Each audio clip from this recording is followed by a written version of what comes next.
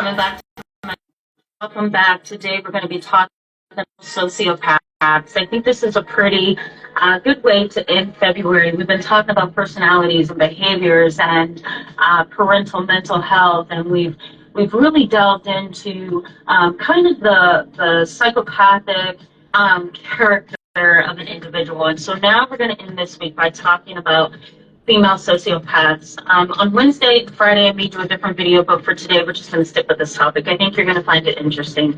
Thank you so much for coming back to my channel. For those who are subscribed and for those who are new, I encourage you to hit the subscribe button so you can stick around with us and be a part of our growing channel and our growing community. The benefits for you in today's video is that I'm going to talk about female sociopaths, and I want to highlight 5 to 6 things that they do that you may not be aware of. And I think this video can be helpful not only for sons of mothers or girls of mothers, or daughters of mothers, I should say, but also for dating and marriage and co-worker relationships, and the list goes on. All right, so let's just jump right in. Okay, we've talked about sociopaths on this channel a lot. We've also talked about narcissists a lot on this channel. It's not like it's something that, you know, we don't talk about. So there's not a lot of introduction that I need to give you, but I do want to say that research suggests that female sociopaths are different than male sociopaths.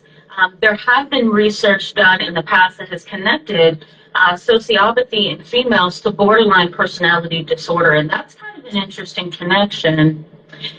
Because you would think those two are on different sides of the spectrum, right? A sociopath has no empathy, but someone with borderline personality disorder may be very emotional. They may be very, what's the word, predisposed to acting out emotionally, right? But somebody who's a sociopath, that's a female, they may be a little more inhibited, right? Less warm and a little bit more agitated and irritated with people, not being able to really empathize with them. Someone with BPD may not be quite that way. So the connection in research is kind of interesting that sociopathy and BPD in females have been connected, but there are some similarities, and those similarities are impulsivity, you know, kind of like this lack of empathy or ability to relate to somebody else in times when, you know, they have heightened emotions. There's another connection between BPD and sociopathy in females, and that's kind of the stormy relationships and not being able to really connect with other people sometimes. Having a little bit of a hard time managing the ups and downs of a relationship and really staying in it to the end. Really just kind of being very impulsive and making very poor decisions. So those are kind of the connections between the two. But when you think of a female sociopath, I want you to think of somebody who is a little bit more sneaky and somebody who's a little bit more covert sometimes. They're not really as what's the word? They're not really as overt as a male psychopath or sociopath would be. You know, men tend to be a little bit different in how they manipulate and how they display their personality traits. Females are different in the sense that, you know, they do things to sabotage. They're more emotional in how they kind of think through what they want to do.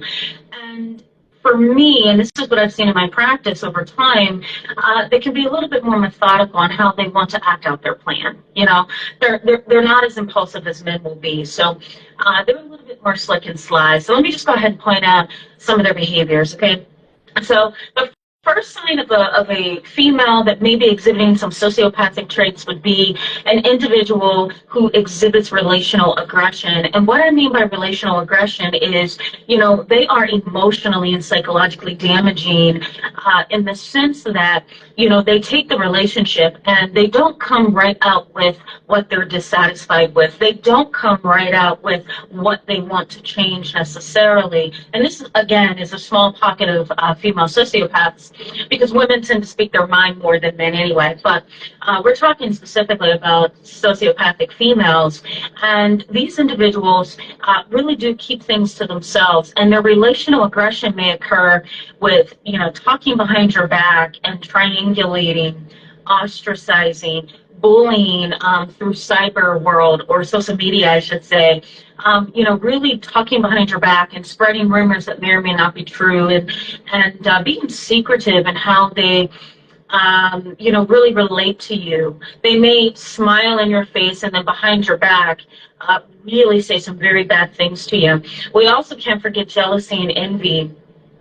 And kind of like this erotomanic kind of obsession and delusional jealousy in a sense, right? They can really have this romanticized view of you, and yet go away and really demoralize you and devalue you and make you appear like you're an awful human being.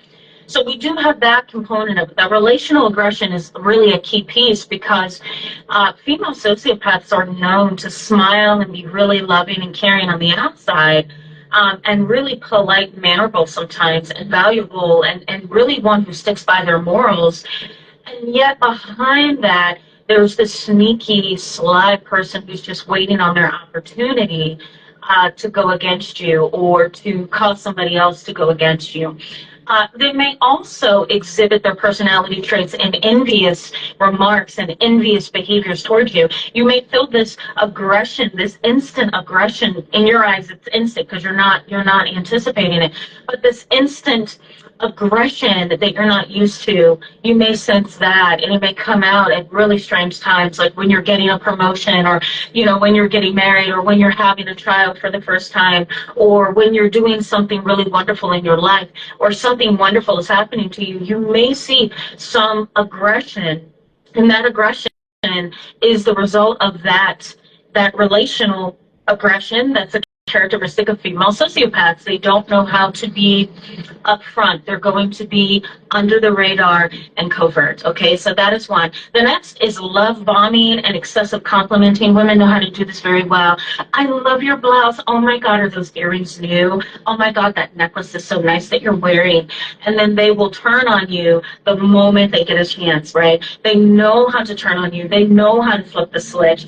They know what to say and what to do to keep you believing that they're on your side by love bombing you and really complimenting you, but then going away and really trying to sabotage you. Okay? The next one is playing up the superficial charm. They're really good at this. They are very good at superficially appearing together and loving and caring and family oriented and responsible, and yet under the surface they are not, right? They may be people who will rob you and manipulate you.